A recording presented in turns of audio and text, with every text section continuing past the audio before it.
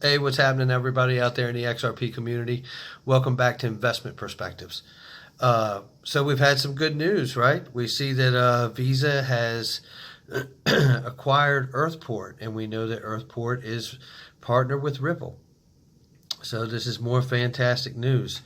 Again, I think, we're not going to see the real motion until we get the legislation that we need. I think the kind of partnerships that we're dealing with now, we said in the last video, and by the way, just as a side note, the number 200 partnerships that I heard that from is from conferences, and I believe specifically Dilip Rao has said that in several conferences, or at least a couple that have been recorded that we've heard. So just thinking of it in that manner with 200 partnerships, and then you see obviously just one of them being Earthport and the hundreds, if not thousands, of customers that they service alone.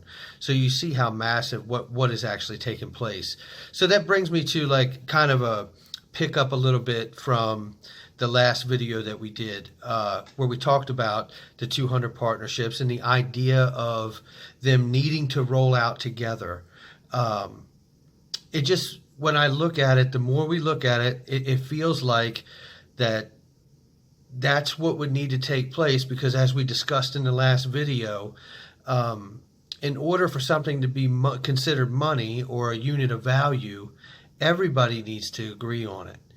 If they don't all agree on it, let's just say they only roll out 10 or 20 partnerships, it just seems to me that that's the same as a weak currency in a third world country that's not doing well. It's only going to be taken in certain places of the world, right?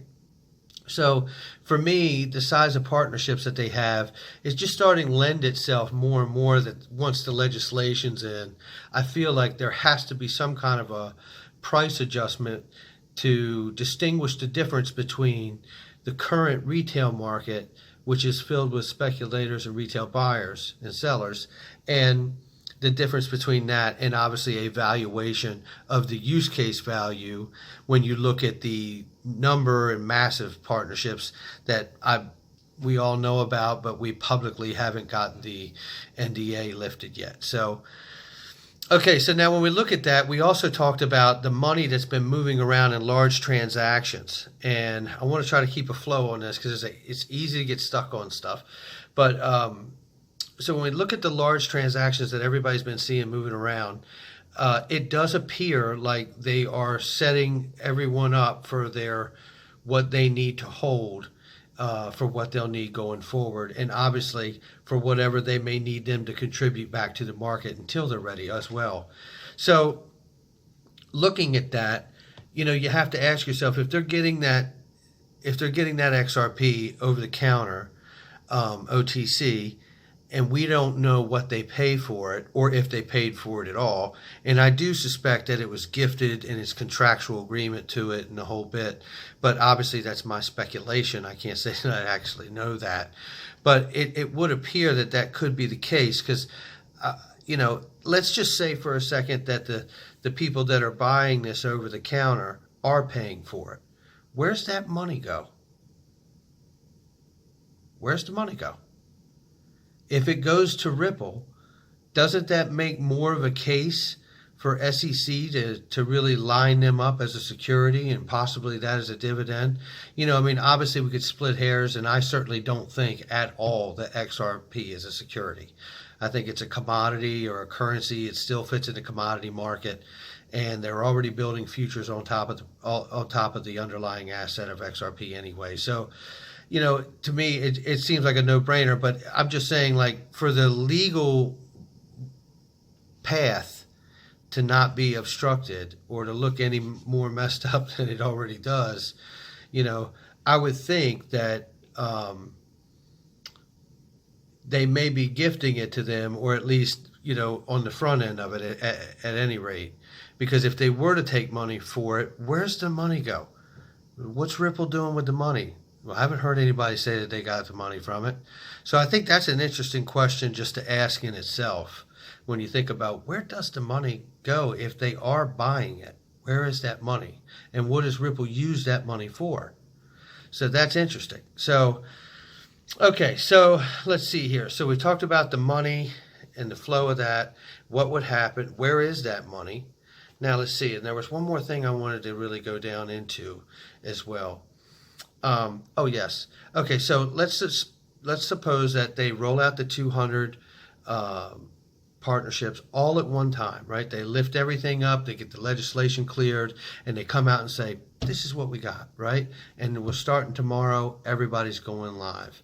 Let's just say that happens.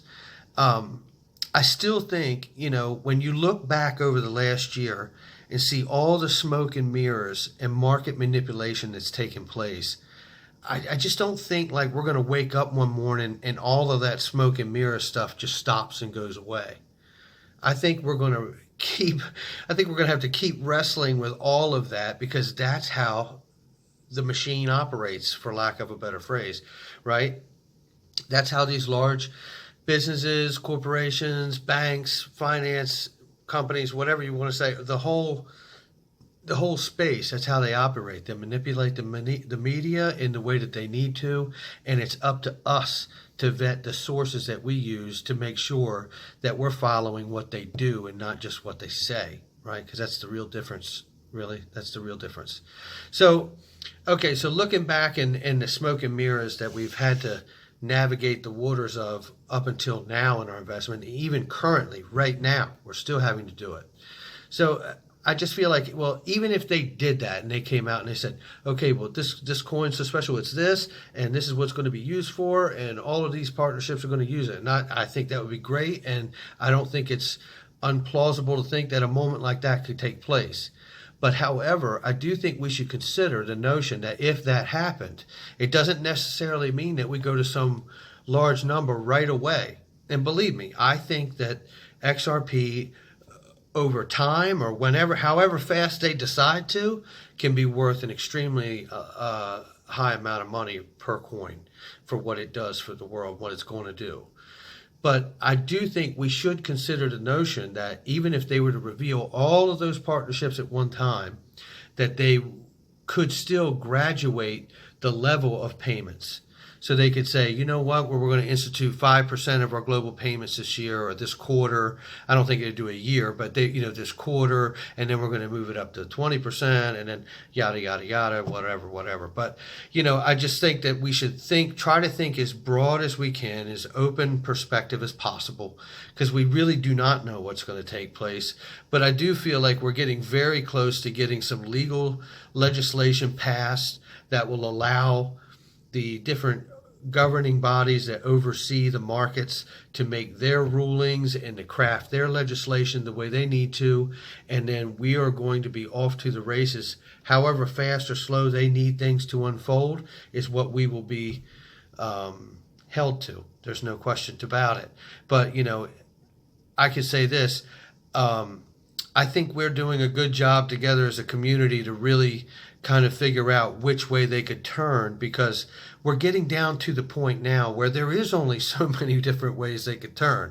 They ain't got many other choices, because we all know, globally speaking, and by the way, hear and read a lot of stuff in the chats where people are getting a little concerned about the investment. And listen, it's healthy to be concerned, because when you're concerned, you ask questions.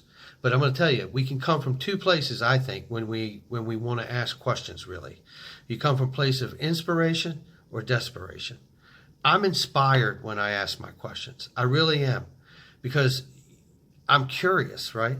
I'm curious about the investment that I hold, and it's fun looking into this stuff and trying to figure out what's actually taking place and how it will unfold. But, you want to be careful not to come from a place of desperation, because if you're coming questioning things from a place of desperation, you run the real risk of trying to get things to fit in a square peg in a round hole. You don't see as clearly. So, just a little food for thought, because in the comments, I do see people like getting a little concerned, like that they're never going to use XRP or this, that, and the other. And listen, ultimately, who am I? I'm just a guy, that believes in the investment. I'm not a financial advisor. It's for educational purposes only, yada, yada, yada. We all know this, but we're sharing ideas, right, about our investment perspectives, right? And truthfully, I feel like we do hold something very special, and it is going to be deemed in a class all its own, and that's why it's taking so long, and that's why it's a global effort, because everybody will be using it across the globe. Now, I know, like I said back before, people in the comments, I do see some people in the comments getting frustrated, concerned about whether to get used or whether somebody will use a different coin in place of that coin. And I believe that there will be choices out there to use certain things.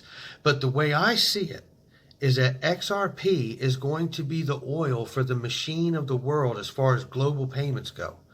And it will be the back-end processing coin as a part of the infrastructure, just as email gets sent. Only it's going to be money sent like email. And that quick little transaction that happens behind the scenes will be XRP. Now, whether a bank has their own crypto that goes to XRP, then to somebody else's bank coin, or somebody else's fiat to XRP, to digital crypto, it doesn't matter. You could pick the path, right? A commodity, a security, it doesn't matter. I think, and I always believe that XRP is designed to be that back-end transaction coin. And I'm not suggesting that at some point they may not use it also as a front-end coin. I don't plan on using it for haircuts. Myself, personally, I do see it like digital gold, and I wouldn't go get a haircut with that because I believe in holding something like that for a long period of time, personally, for me. But at any rate, so I just wanted to touch on a couple of those things a little further. I thought it was a really good video last time, and you guys had some great input in the comments. And anybody who watches this video, I encourage you to watch the last video and check out the comments. Really smart people in this crew, you know what I mean? I love reading the comments just as much as I love making a video, because you guys really have some incredible insight. So I want to thank you for that, and keep that going. And let's talk about this. If Ripple gets paid for OTC for their XRP, what do they do with that money? Where's that money at? And what do they do with it? I'd be interested to know. And I personally think that they gift the XRP OTC, and then they have some contractual agreement to go on to business later, which could be a wide range of things. But at any rate, that's just what my thought on that. And I hope you guys are doing well. We got New Year's coming up. Not just for each and every one of us in our own lives and stuff, but just for all of us to be holding this investment as we move into the new year together is pretty damn exciting. And I'm really glad that we're all doing it together. So I hope everybody has a good night. Don't forget, hit that like button, hit that subscribe for me. Almost to 3,000 subs, and we will keep this conversation going. Don't forget to leave a comment below. Talk to you soon, guys.